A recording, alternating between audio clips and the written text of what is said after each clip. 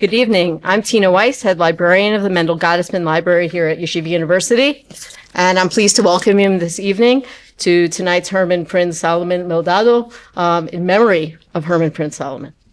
This evening represents a multi-year effort involving many people, beginning several years ago when Professor Salomon himself donated his multilingual Western Sephardi-focused Judaica collection to Yeshiva University, which also represented his areas of interest and expertise. With the assistance of Dr. Stuczynski and members of the institutional advancement team, and a true effort within the library and beyond, we began to accession and catalog many of the holdings within this collection, and we're pleased to hold this lecture this evening. We look forward to tonight's lecture and future events that honor the scholarship and memory of Professor Salomon. And what is especially fitting is that Professor Stuczynski knew Professor Salomon himself. And we'd like to also thank the event co-sponsors, Rabbi Arthur Schneier Program for International Affairs and the Bernard Revel Graduate School. And I'd like to introduce Professor Ronnie Perellis.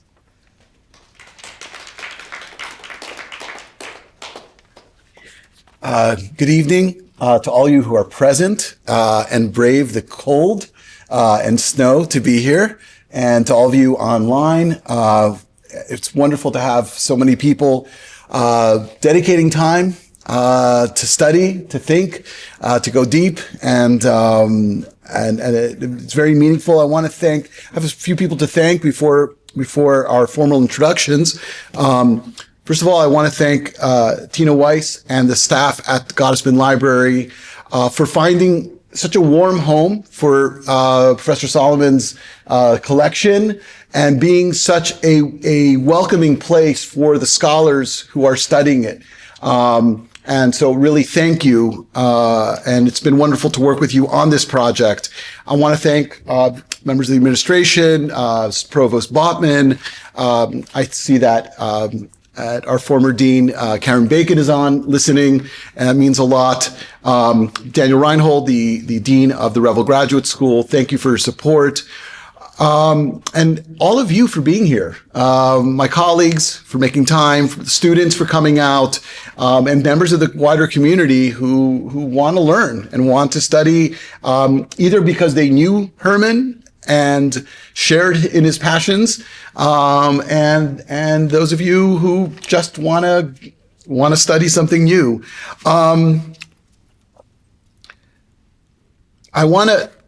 He was already mentioned, but I want to mention him again. He's not on the Zoom, he's not here, but he is here.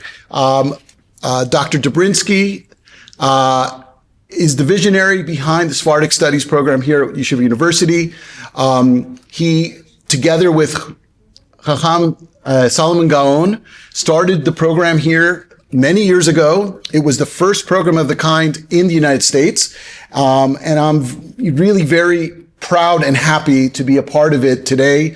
Sephardic Studies at YU in many forms is alive and well. And it's because of his tireless decades of work, that it's so. Something that, Dr. Stuczynski was very involved with, that Herman was very involved with, was the Semana Sefarad, conferences dedicated to Sephardic culture and history, where some of the greatest scholars of the day came and talked and studied and argued about the nature of Sephardic history. And Herman was a major figure in that, and a driver behind that. Today's a really hard day in the Jewish world. And I was thinking about that as I was thinking about today. And something that I'm reminded of often by my wife is that historians have a slight advantage. History is a very bad compass for the future. It's not even an inexact compass for the future. That's not its goal. People say it rhymes. No, it doesn't rhyme. It matches. Whatever the metaphor we want to use, it doesn't work that way. But what it can do for us is give us perspective, and to know that the people that we dedicate ourselves to studying their lives went through very, very difficult things. And they came out and they rebirthed like the symbol of the phoenix rising from the ashes, the symbol of the Amsterdam community. We go through hard things and we can persevere. And I hope that tonight's talk will give us a little bit of that perspective to understand the complexities of what it means to be a person in this world and to navigate through that. And I think it's particularly fitting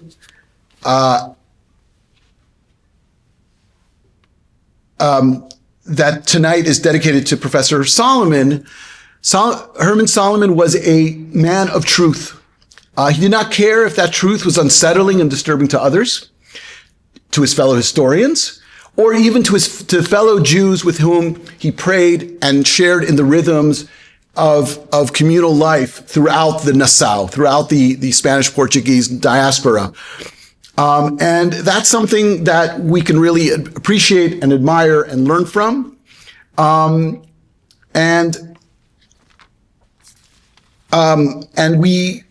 so that's one piece here. And I'll end with this.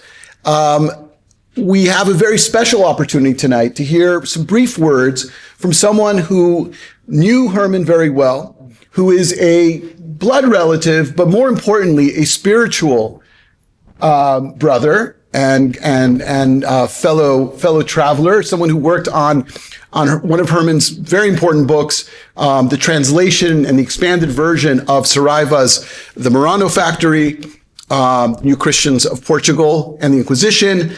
And this is another Ish Emet, Chacham Isaac Sassoon, who I've had the chance to get to know and learn from.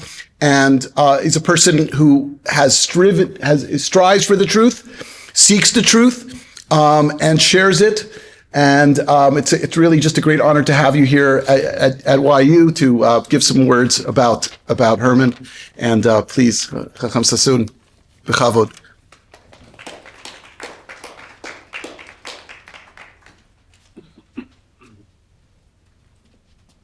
Thank you, Dr. Parelis, for that very generous introduction. And thanks to Professor Stuczynski and to everyone who is here to support this event. As you rightly said, braving the weather, braving the elements to be here.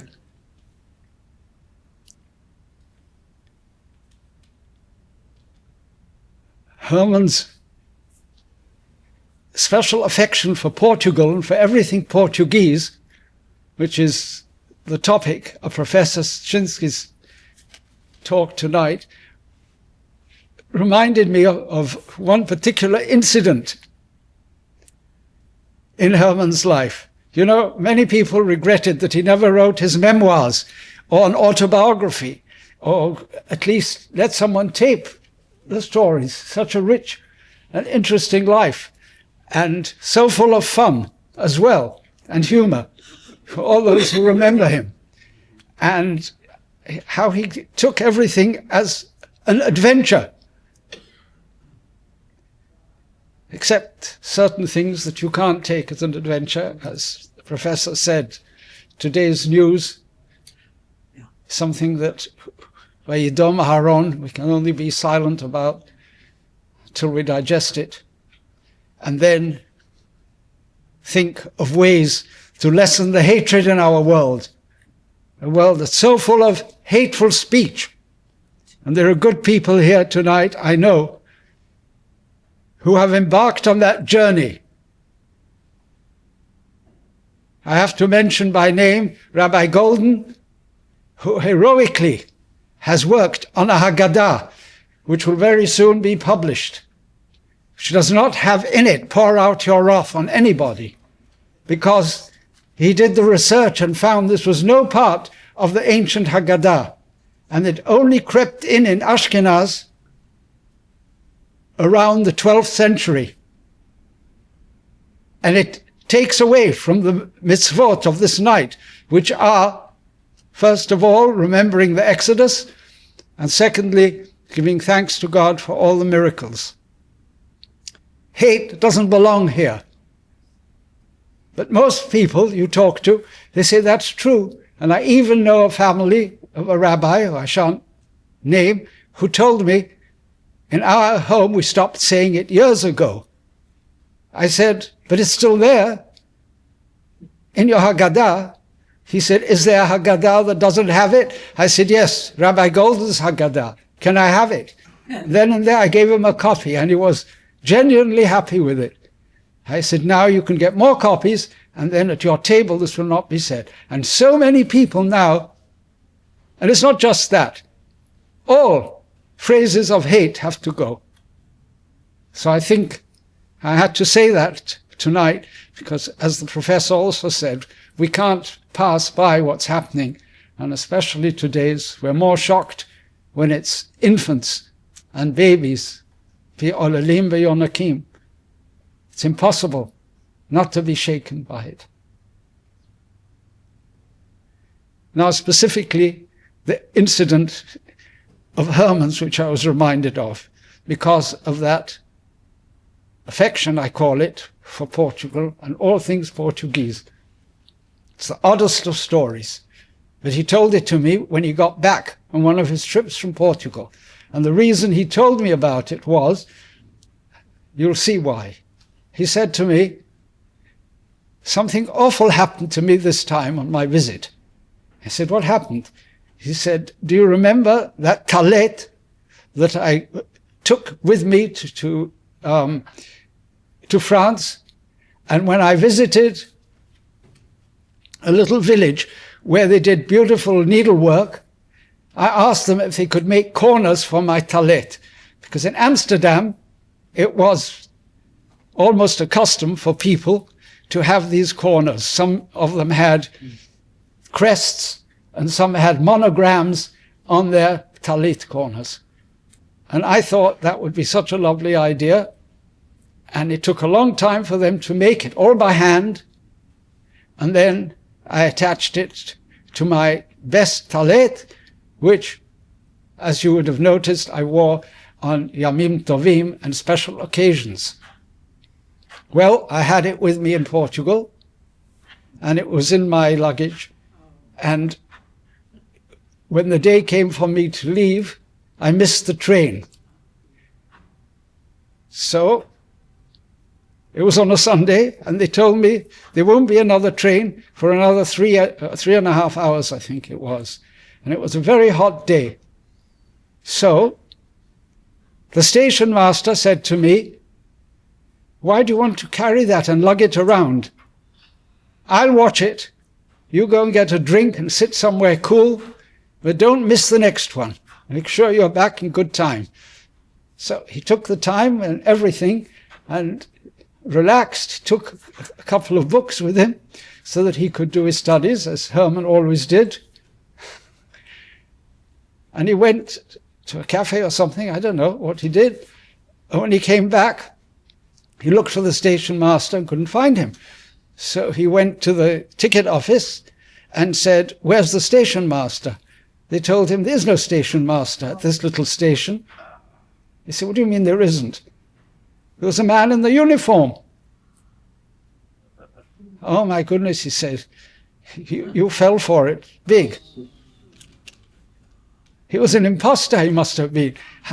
So where did he get that uniform? I don't know where he got it from. He must have stolen it. Or maybe he was an ex-station master. It's possible. I have no idea who he is. But he's gone. You better immediately inform the police. I will call the police, in fact. So he did. And they took him to the station and said, you have to now give us a report. So he had to fill out a form which they had written and say yes, whatever. And he told the story himself. He said, can you believe it? This is what they wrote. And I said to them, that's not Portuguese. You can't write that in Portuguese. That's not a transitive verb that you've used there. That's an intransitive verb. The Portuguese language cannot be abused in this way. So they said, but don't waste time now. You will rewrite it. I will not sign this thing. So they had to rewrite it, and then he signed it. And then he said, now we can go and search. He was very, very upset. And he said, the reason I'm telling you this, what should I do about it?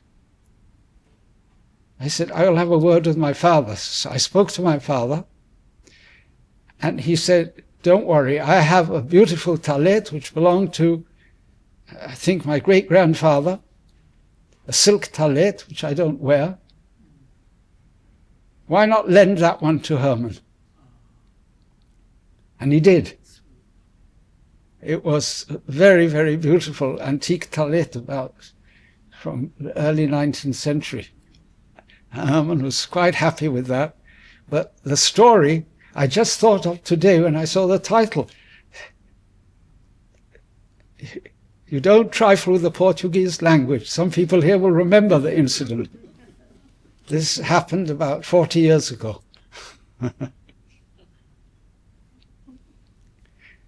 Yes, he should have written a lot of his things and a lot of the things that I picked up from him. The biggest task we had was Uriel da Costa. It's very, very strange how I got involved in it, but I'll tell you how it happened, because many people ask, how did you get into Uriel da Costa? It was not at all a subject that I taught. I was not a history teacher. I taught Talmud mostly, and Bible, Midrash. Yes, when history came into it, we did try always to understand it so that we would understand the Talmudic text in its context, in its historical context, which I think is terribly important. But other than that, it was never a subject. I was interested, though, in Uriel da Costa. I'd come across different things about him. So when I visited New York, Herman invited me for a Friday night. Those Friday nights were very famous. He had so many different people there, and wonderful arguments. I remember in particular always one gentleman who laid down the law. His name was Professor Ben-Zion Netanyahu. Was a great friend of Herman's from Cornell. They both taught there for many, many years, and they both wrote about the Inquisition.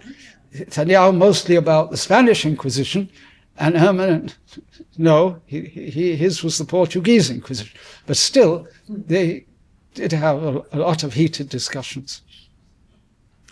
So that was fun, but so many people used to be there on those Friday nights. And Herman was such a generous and wonderful host. And, you know, dumped all the food on the table and people could help themselves. And that was it. And then the conversation flowed and steamed, whatever you want to call it. And one day I went there, and I got there early. I came straight from shul to his house, and I said, it's a question that I've been burning to ask you for a long, long time, and you're the only person who can answer it.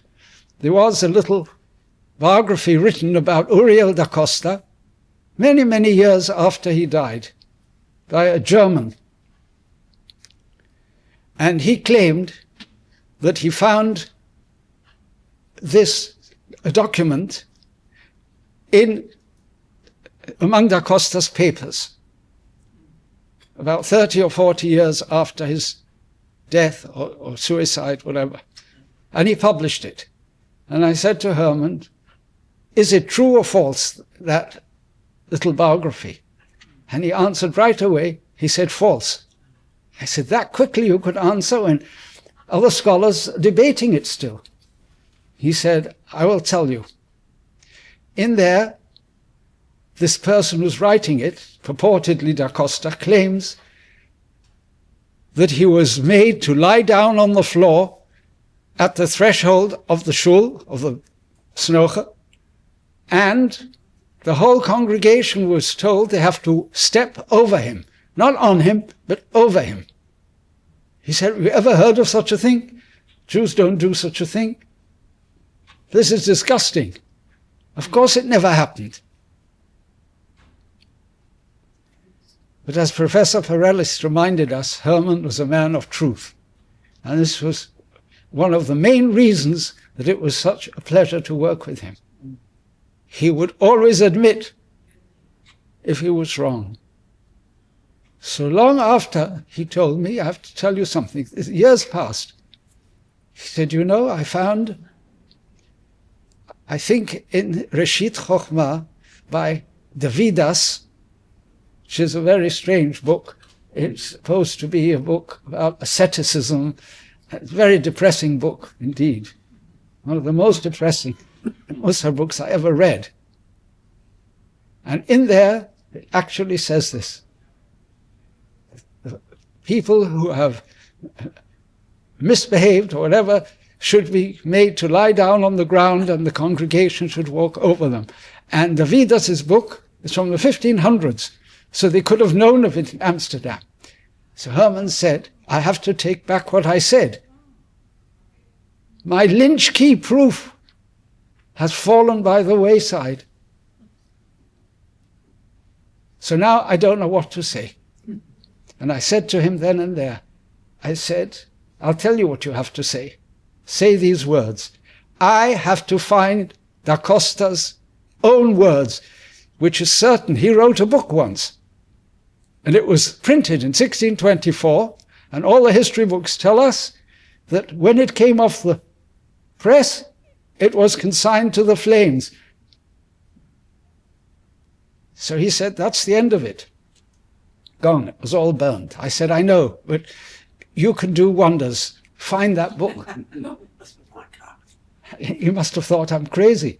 And I don't know why I said it to him, but I did. And in the summer, I don't know if it was that year, maybe it was that very summer, he said to me, you know, I've written to all the libraries of Europe to ask them, just in case. You never know.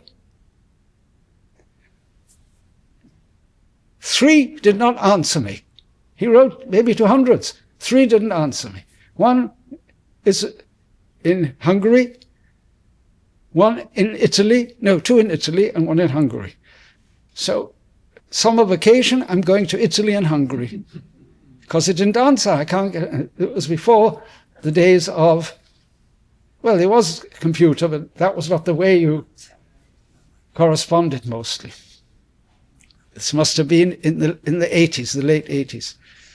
So he told me that when he came back, he said, you know, when I went to these 3, they don't have it.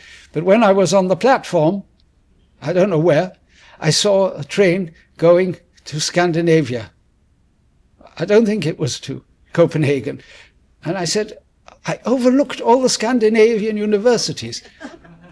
I have to go back now. So he had to come back to New York. And when he came back, he said, I'm writing now to all the Scandinavian universities, which he did.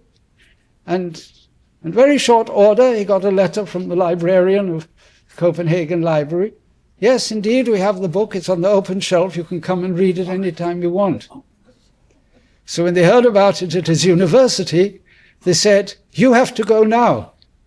The term had started, or the semester, as you say here, the semester had started. It was just 2 days into the semester when this letter, you go and we'll pay for it. Pay for your trip and pay for a copy. And you don't come back without a photocopy of that book. We want to see if it really is. This is sensational. So he ordered a good copy. They said that would take a few weeks. But he said, just give me any copy. I can't go back without it. And he came back. He had it in hand. And he called me from Albany, which is where he was teaching, and he said, I thought of the words of the Talmud, Kiryanade egarta iu leheve parwanka. I cited it to him, in fact. I said, you're following that aphorism of the Talmud, because I put you up to it, but now I have to do the work. He said, of course you do. So, and he hung up, that was it. And so it was, that's how I got involved with Uriel da Costa. So I've shared these few little anecdotes, but they're typical of different sides of Herman. And they always bring a smile, as I say, because that's how he was. He is Zichro Baruch. Thank you.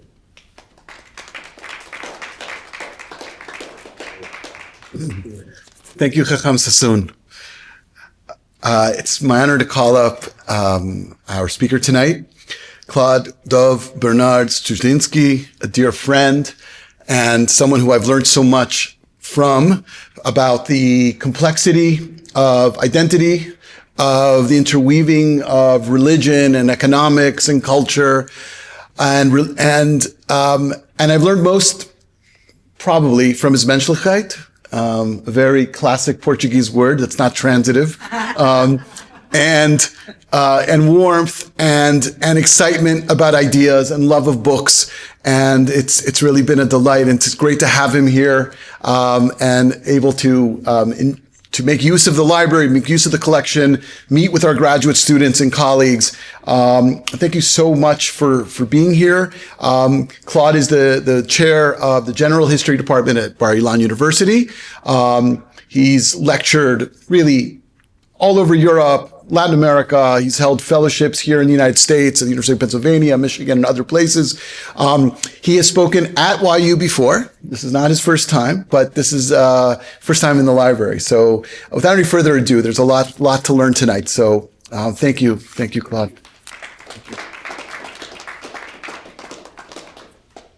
Thank you very much. I am very moved. And as you hear, English is not my native tongue. My apologies for the mistakes and that are so contrary to Herman's, ideals, linguistic ideals. Dear organizers of this Meldado Memorial Lecture at Yeshiva University, co-sponsored by the Diaspora Project at the Rabbi Arthur Schneier Program for International Affairs and the Bernard Revel Graduate School, and particularly Tina Weiss, head of the Mendel Gottesman Library of Hebraica Judaica, and Ronnie Perelis, my dear friend, the Chief Rabbi, Dr. Isaac Abram and Yelena Alcalay, Associate Professor of Sephardic Studies at the Bernard Revel Graduate School of Jewish Studies, distinguished audience, both in person and online, ladies and gentlemen. It is a great honor to speak today about one of the most revealing aspects of Professor Herman Salomon scholarship, the meaning and implications of his passionate love for Portuguese story. Originally, I wanted to offer as a title Herman Salomon's Portuguese Love Affair, but it seems to be a little bit, problematic. Taking in consideration that many of you knew him better than myself, such an honor deserves an explanation. Let us remind, like other members of his family, just to mention his father, Ivan Salomon Alava Shalom, Professor Salomon is known in this institution by his consistent support of the Sephardic Studies program, a support that culminated by his decision to donate his personal library to Yeshiva University. Sorry.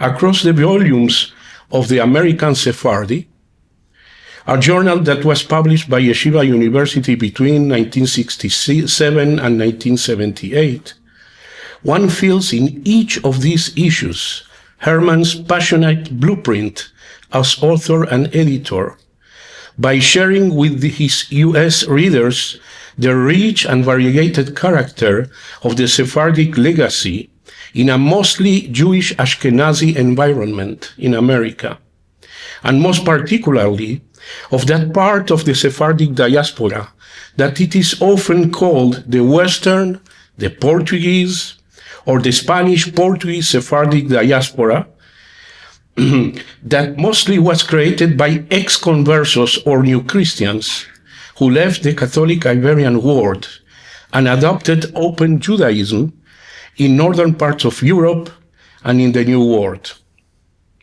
Perhaps his pioneering study of the most emblematic Western Sephardic tune, Bendigamos, that was published in the third issue of the American Sephardi in 1969, epitomized the way Professor Salomon employed his outstanding erudition, joyous perspicacity, and rigorous scholarship at the service of his personal engagement on behalf of that Western Portuguese Sephardic culture, history, and lore that he so much cherished.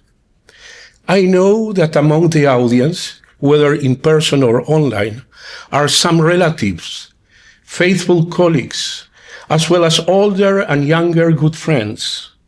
When he passed away in 2021, one among them, Dr. Peter Naon, published a both sober and moving eulogy in the prestigious French journal Revue des Études Juives.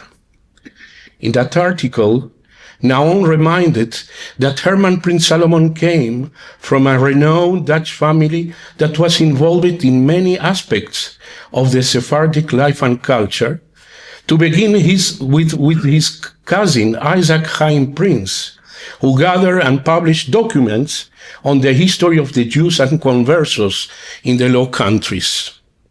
Let me add that Prince's study on the beginning of the new Christian and Jewish presence in the Low Countries was quoted by Herman in his work, without emphasizing, however, his family ties. From different sources, being written or oral, learned or popular, we learned that Professor Salomon had a rich and intense intellectual life of wanderings. On the one hand, he moved and traveled between his city of birth, Amsterdam, to Montreal, to New York City, to Albany, and to many other places within and beyond Holland and the Iberian Peninsula, especially if they were archives and libraries that deserved to be visited and explored. On the other hand, during his intense life, Salomon navigated between different domains of research.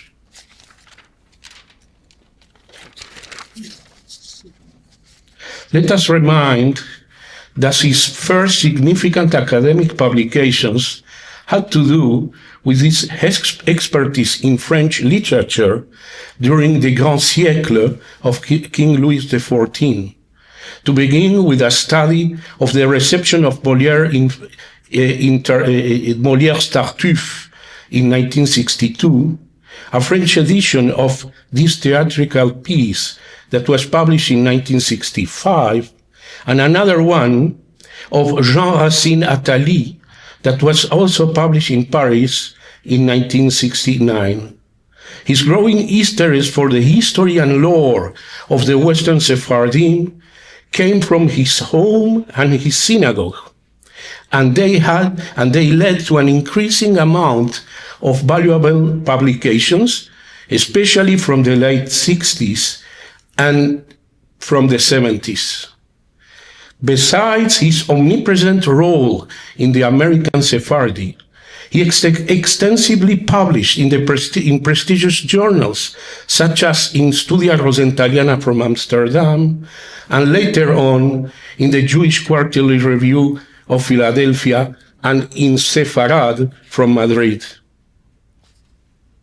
In 1988, he obtained a doctorate in Romance languages from the Catholic University of Nijmegen under the auspices of the distinguished Dutch Latinist and Lusistanist Professor van Besselaar, with his edition of Chacham Saul Levi Mortera major orthograph polemical tract of 1659, that is the Tratado da Verdade da Lei de Moisés.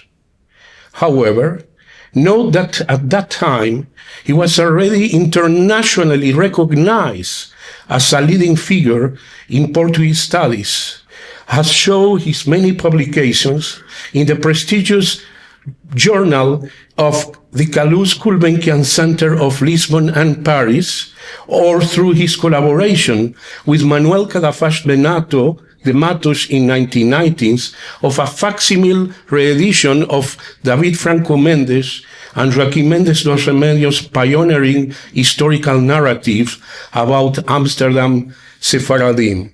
That is, de Memórias do Estabelecimento e Progresso dos Judeus Portugueses e Espanhóis nesta famosa cidade de Amsterdão, of 1769, and Os Judeus Portugueses in Amsterdam, of 1911. The way Professor Salomon contributed to Iberian Sephardic scholarship was manifold and pathbreaking.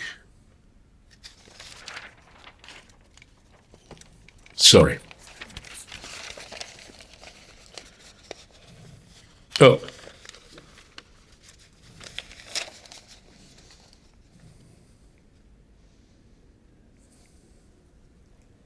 Being, through his many outstanding discoveries, such as the Pinto manuscript, or the finding we already heard at the Danish Royal Library of a copy of Uriel da Costa Lost Exame das Tradições Fariseas, examination of Pharisaic traditions, but also by making rigorous archival research, such as an article on Rabbi Menashe ben Israel New Christian Background that was published by Studia Rosentaliana, that was mostly grounded on unknown inquisitorial sources, or through his daring interpretations, such as his claim that Samuel Usque Consolação das Tribulações de Israel, that is, the consolation for the tribulation of Israel, published in Ferrara in 1553, was initially intended in Portugal,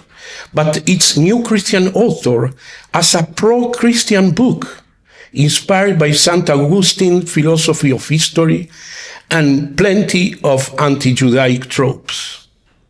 Let us note that Da Costa recovered treatise became an essential reading for the study of early challenges to rabbinic authority among Amsterdam's Portuguese Jews, whereas the rest of his contributions enriches forever our knowledge about New Christians and New Jews in the ex-converso diaspora, whether or not we endorse his daring and original interpretations. Such achievements were made with the intrepid spirit of a curious, dynamic, and non-conformist learned scholar who could be labeled here as a sort of Boy Scout of the Portuguese Sephardic history and culture. It is from this particular image, the Boy Scout of the Portuguese Sephardic scholar, that I wish to trace my personal analysis of Herman Portuguese Love Story.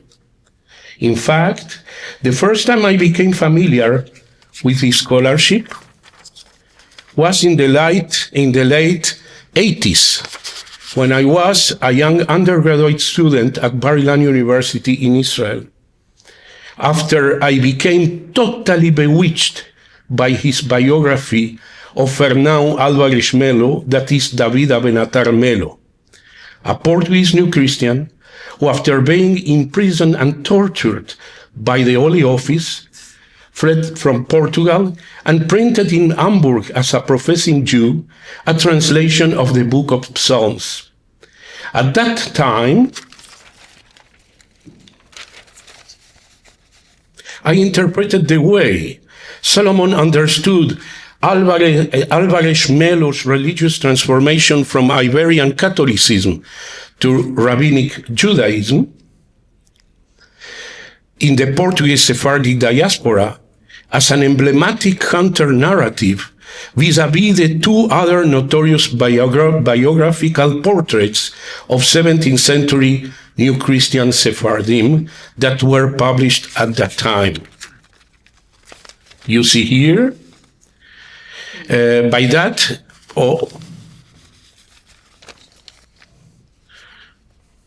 sorry.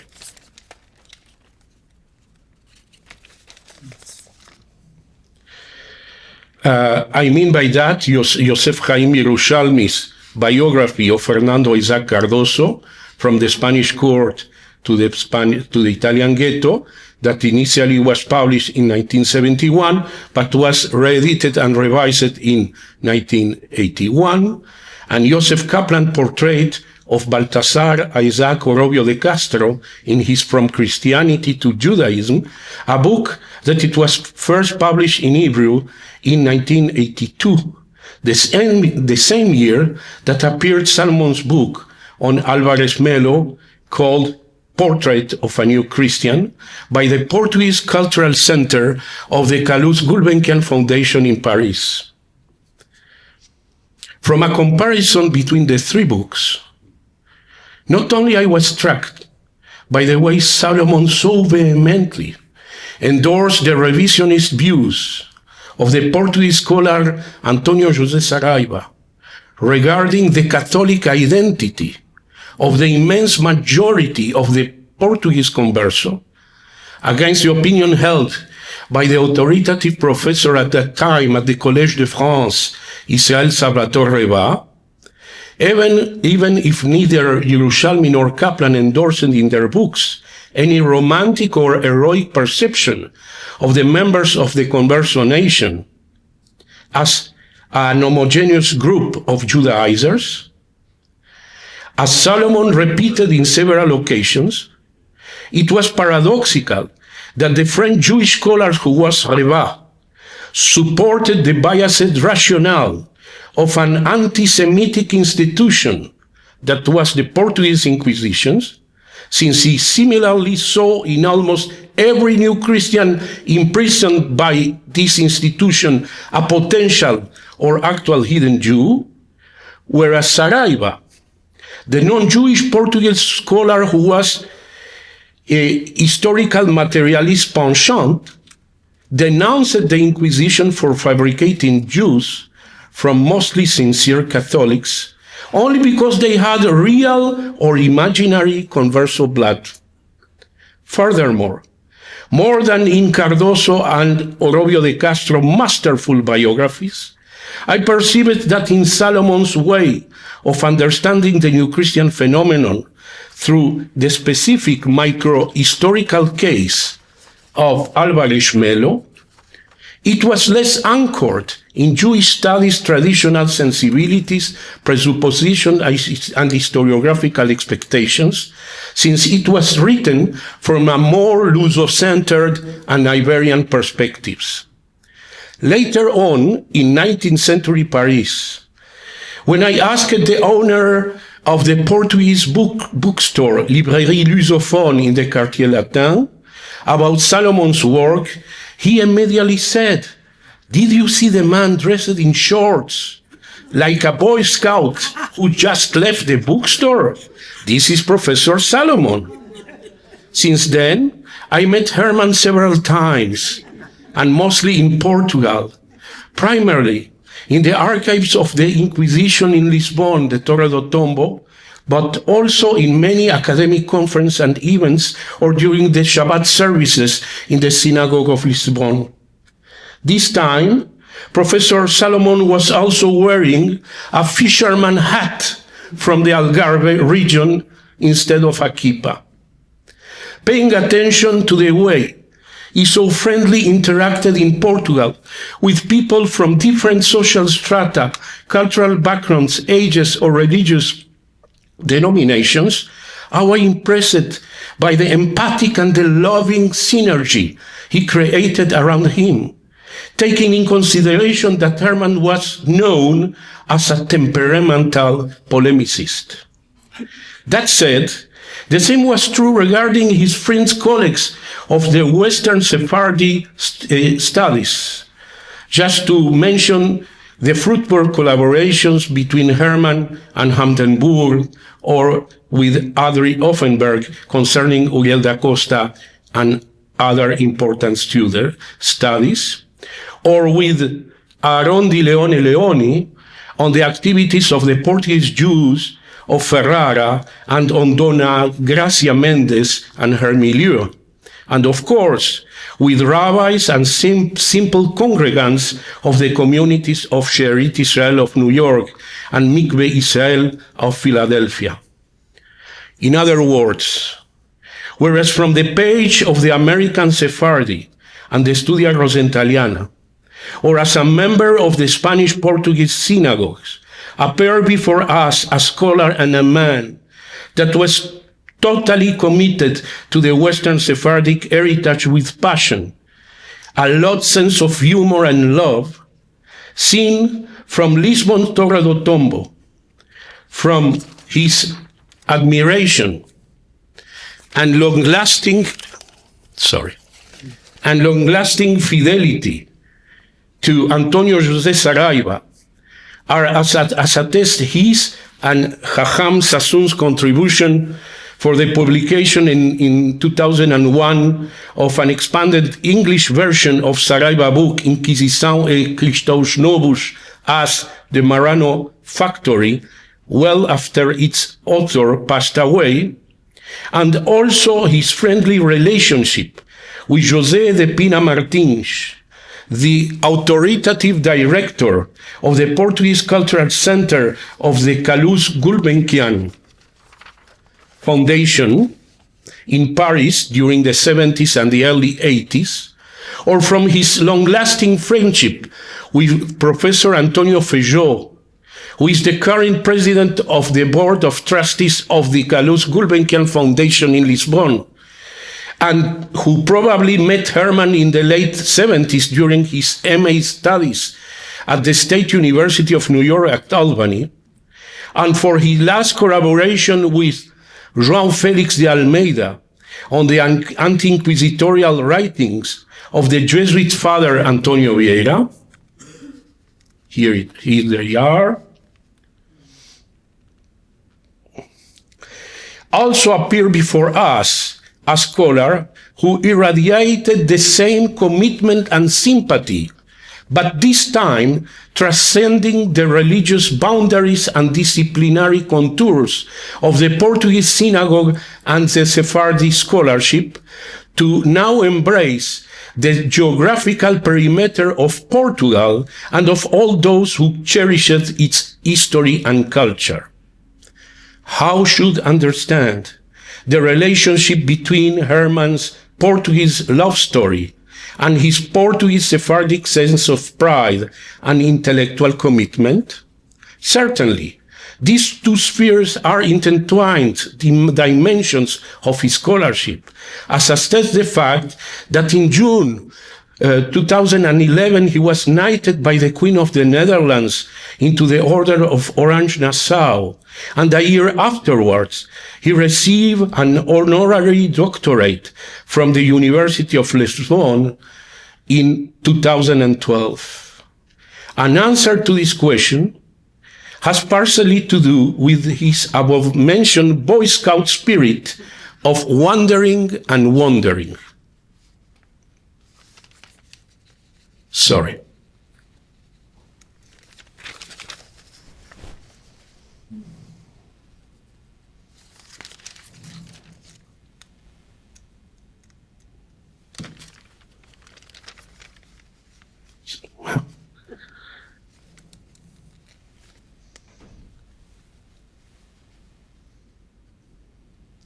Not having the same comprehensive knowledge of his life as some of you here, it seems to me that his Portuguese love affair grew in crescendo, especially after he read the first edition of Saraiva Inquisição e Cristãos Novos of 1969.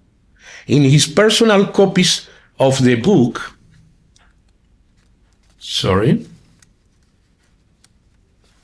look, this is Salomon's personal copy held here at the Gottesman Library. Sorry again. We read the expression of joy and enthusiasm, such as, well, well, well, in the last page of Saraiva's book. In fact, Saraiva's thesis became omnipresent in Salomon's writings, and especially in the 70s and the early 80s. Either when he found analogous claims in the 19th century pioneering work of the liberal Portuguese historian Alexander Herculano in his History of the Origin and Establishment of the Inquisition of Portugal, whose English translations and prolegomenon written by Yerushalmi were carefully reviewed and criticized by Salomon in 1973, or in his annotated edition of the Pinto manuscript, a unique family history written by the Portuguese Jewish merchant Isaac de Pinto, who fled Antwerp for the Dutch Republic in 1646, that was published in Studia Rosentaliana in 1975, or in his book, Os Primeiros Portugueses de Amsterdam of 1983, which illuminated the earliest years of ex-converso settlement in Amsterdam after a rich archival documentation he found at the Torre do Tombo, or even, of course, in his above-mentioned biography of Álvarez Melo. No wonder that the first book that Salomon wrote in Portuguese and was published in Portugal, that is, Novos Pontos de Vista sobre a Inquisição in Portugal, 1976, was a small volume aimed to support Saraiva's thesis by adding a concept that was coined by American sociologists, the concept of self-fulfilling prophecy. Defined, I quote, as a prediction that comes true at least in part as a result of a person's belief or expectation that the prediction would come true, self-fulfilling prophecy departed from the fact that people tend to act the way they have been expected to in order to make the expectations come true. By this token, Salomon answered to a question that Reva made to Saraiva in a famous newspaper debate. How could it be that so many convinced Catholic New Christians could end their lives in Amsterdam, or in Hamburg, London, or in Ferrara as professing Jews? According to Salomon, what Reva and others depicted as a return of converso crypto Jews to open Judaism in the diaspora was in fact the result of self-fulfilling prophecy, that is, the adoption of stereotypes and images that were adjudicated to the New Christian by a persecuting Inquisition, by a legal system of converso exclusion grounded on purity of blood criteria, and by part of the Iberian Old Christian society. Moreover, after showing in his above-mentioned book, Os Primeiros Portugueses de Amsterdam, that the first New Christian settlers initially came as professing Catholics that fled the terror of the Inquisition before they met the Ashkenazi Rabbi Uriah Levi, Salomon made one of his typical ironical comments regarding one of those Amsterdam's first Sephardi settlers, the New Christian from Madeira, Gaspar Lopes Homem, who arrived to the Low Countries after he was convicted by the Portuguese Inquisition. I quote, "Now, let us examine the second accusation against Gaspar Lopes Homem, that is, having a bit of roasted pork sausage on a Friday." As Salomon says, who could have thought that at the origins of the Portuguese colony in Amsterdam, there was a bit of pork sausage eaten with good appetite by a Portuguese New Christians on the island of Madeira between 1581 and 1587, end of quote. In fact, Salomon's proclivity to deconstruct consensual opinions and accepted certainties can be already found in his above-mentioned book about the reception of Molière Tartuffe, as we can read in his conclusive remarks. I quote, "In the mass of comment on Tartuffe, there is a leitmotif, the question of Molière's intentions, to attack false devotion or religion itself. In this study, as Mallarmé said, I paint not the thing, but the effect that it produces. We have from one side facts, and from the other their interpretations made by the criteria of an era, end of quote. This is precisely what Solomon aimed to counter-distinguish within the biased inquisitorial trials, as he claimed in an article written in French in 1990 as an homage to his friend Saraiva. For in one thing, Solomon strongly diverged from Saraiva.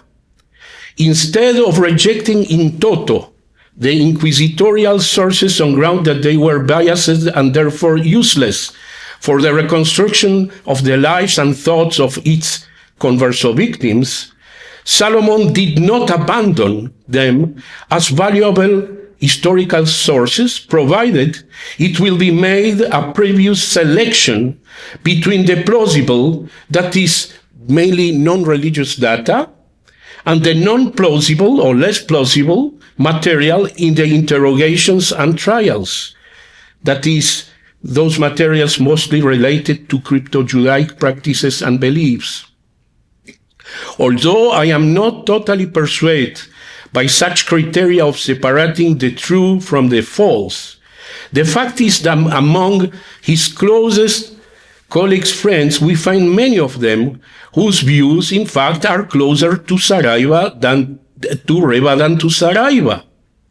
In my opinion, these tell a lot regarding Salomon's ability to appreciate good scholarship and friendship. Salomon's Portuguese love story increased with time, and it was not exclusively confined to Saraiva. On the one hand, we find a faithful collaboration with the Center of Sephardic Studies at the University of Lisbon, the Cátedra de Estudos Sefarditas Alberto Benveniste. Since its first issue in 2000, their journal, Cadernos de Estudos Sefarditas, published many of his articles, and most of them were related to aspects of the Portuguese New Christian phenomenon. The same could be said regarding his participation in conferences and publications chaired by José Alberto Tabim from the University of Lisbon and by Antonio Bento from the University of Beira Interior. On the other hand, his last publications that were published by the Cátedra de Estudos Sefarditas under the particular auspices of Susana Mateos, dealt with writings that have to do with the 17th century above-mentioned Portuguese Jesuit Father Antonio Vieira. Despite the fact that Vieira was mostly known by his sermons and by his messianic views of the Portuguese people as a new chosen people, unlike Saraiva, Salomon was less interested by Vieira's homilies or by his prophetic and millenarian Catholic views. As attest the last publications by the Cátedra de Estudios Sefarditas, Salomon's interest for Father Vieira stemmed from his heroic struggle on behalf of the social integration of the new Christian population and his restless efforts to amend or suppress an Inquisition that in Portugal turned to be the embodiment of anti-Christianity because of its hostility against Christians of Hebrew origin. In other words, since it was the Inquisition the main responsible for transforming good Christians into good Jews, it turns that ex-converso Western Sephardim Judaism was created by many immigrants who, according to Father Vieira and Antonio José Saraiva, would otherwise remain in Portugal as unmolested Catholics. For somebody like Salomon, who embraced similar views, these assumptions have significant consequences in the way of looking at religious and group identities as cultural constructions. And precisely for this reason, Herman's pride of his Portuguese Sephardic religious identity should necessarily comprehend a Portuguese non-Jewish cultural one. In many respects, I am finishing. Salomon's views remind me those held in the 18th century by the Dutch Portuguese Sephardi writer, merchant, and banker Isaac de Pinto. Although de Pinto is mostly known by his famous response to Voltaire's anti-Semitic portraits of Jews and Judaism in his 1762 Apologie pour la Nation Juive, or Réflexion critique, claiming that Voltaire's criticism should be only applied to Ashkenazi Jews, but never to the respectful and polite Jewish members of the Sephardic Portuguese nation, we often neglect another aspect of the Pinto response to Voltaire, that the diasporic condition of the Jews as a scattered people enabled them to adopt traits of their place of the dwelling, and thus Jews challenge Baron de Montesquieu's climatic characterization of human groups. In other words, Portuguese Sephardic Jews are quintessentially Portuguese by culture and mentality, although they are Jewish by their faith alone. Such a way to reduce Jewishness to the contours of ritual and religious beliefs enabled de Pinto to enlarge their sense of Portuguese belonging.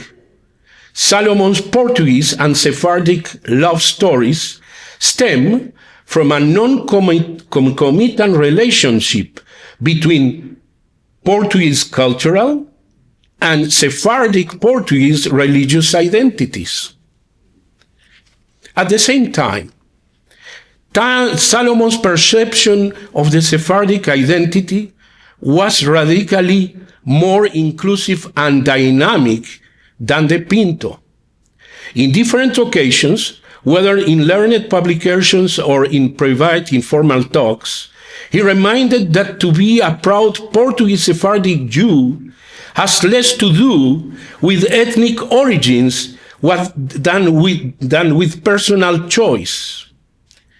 Thus, in a comment he made on a publication regarding the history of the Portuguese Jews in Amsterdam, he reminded that, I quote, "The first rabbi of the earliest congregation was, of course, the Ashkenazi Uriah Levi.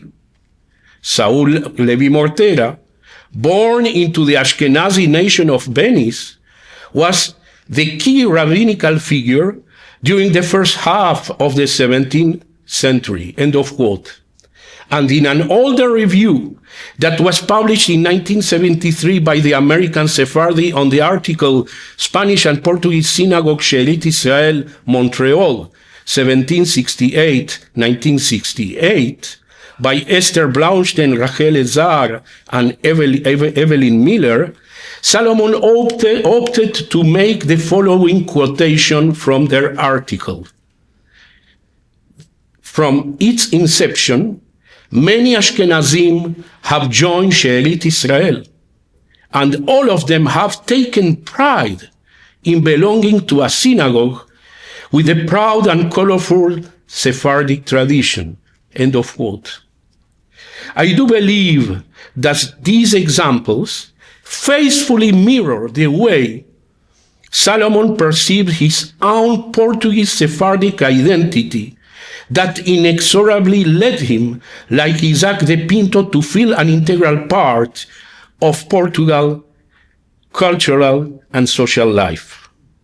Finally, as a telling example of my talk, I decided to show a special edition of Salomon's above-mentioned book, Os Primeiros Portugueses de Amsterdam. In the first place,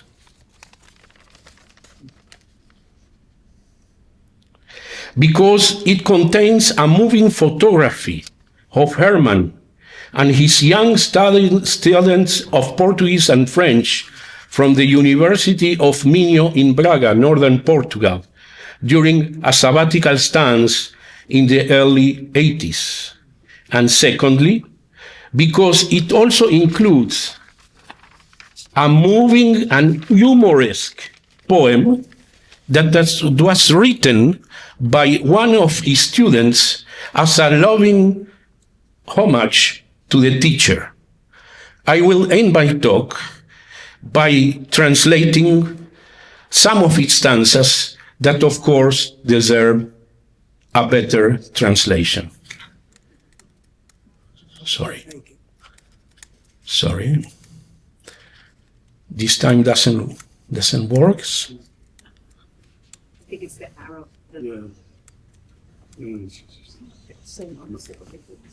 Just. Yeah. Okay. For those who read Portuguese. From the Americas arrived this funny Jew. Like Caesar, he also came, saw, and conquered. He won among the students by irradiating sympathy. Would he have the courage to leave us? When he starts talking, he himself is well hunted. Montalto, Usque, Saraiva, he will never be silent. There is a story for everything, an episode with grace. He tells lips and laughs a lot, like a child.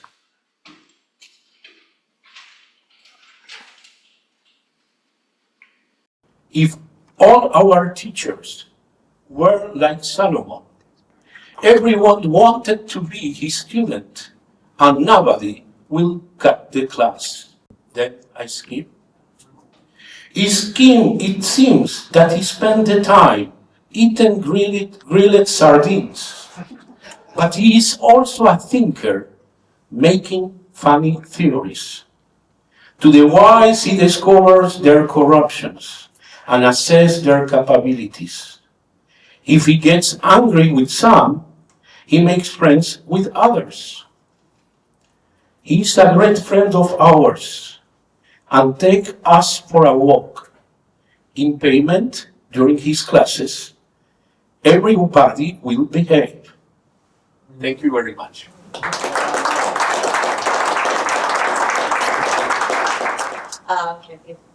Is there anything else you want to share with us while you're here? Any additional personal reminiscence? Yes.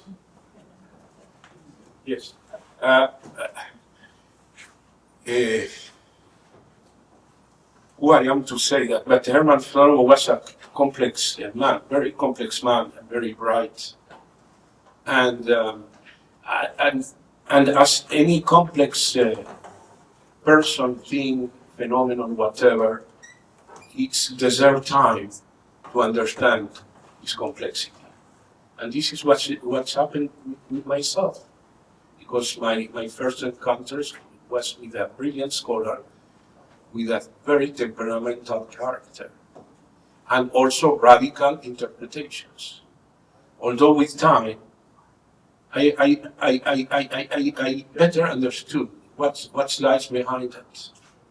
And what lies behind that is, I will say, a profound humanistic spirit, in the sense that he avoided any kind of essentialism.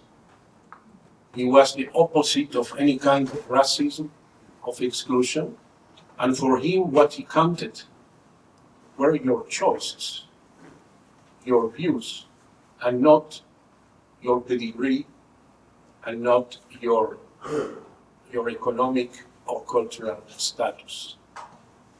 Let me tell you just an anecdote. Once in Portugal, we didn't have minyan.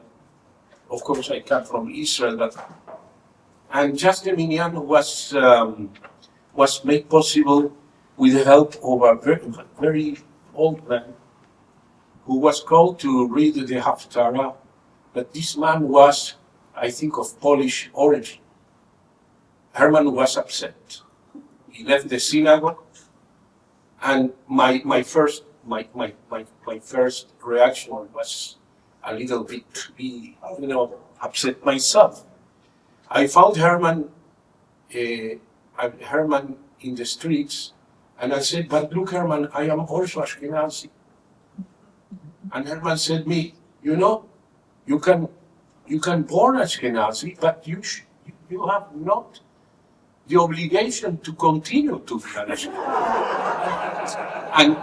But beyond this anecdote, this joke, lies a very profound idea of what it is. What was his idea of belonging to the Sephardic communities or to anyone. It's a matter of choice. It's never a matter of pedigree. And this is how I also met him in Philadelphia, in Mikveh Israel, a community, a blessed community that has a myriad of people who come from very different backgrounds, but what they unite themselves is a common love for the Sephardic tradition. In this way, Salomon sui generis idea of Sephardiness is sui generis in terms of what Joseph Kaplan and others studied concerning 17th century Amsterdam and other places, in which differences were made between people coming from the Iberian Peninsula or the Ashkenazim, the Tudescos or others. However, Salomon's own experience in Amsterdam, and of course his experience in different Portuguese Sephardic communities in the New World, proved another way, a more, I will say, egalitarian way, inclusive way of being part of the Portuguese Sephardic family. And this was, if we follow the studies of a specialist I didn't name in my conference, Aviva Ben-Hur, this was right from the beginning in North America, especially in North America, one of the characteristics of the Portuguese Sephardic communities. They were Portuguese Sephardics, but their members were not necessarily Portuguese or Spanish. They could join from different horizons. And I think that this idea of Sephardic inclusiveness totally corresponded to Herman's views concerning Jewish identity and also human beings. And perhaps for this reason, when I met him at Mikveh Israel in Philadelphia many years ago as a fellow of Cat Center of Penn University, I decided in my home to adopt the song of Bendigamos. Thank you.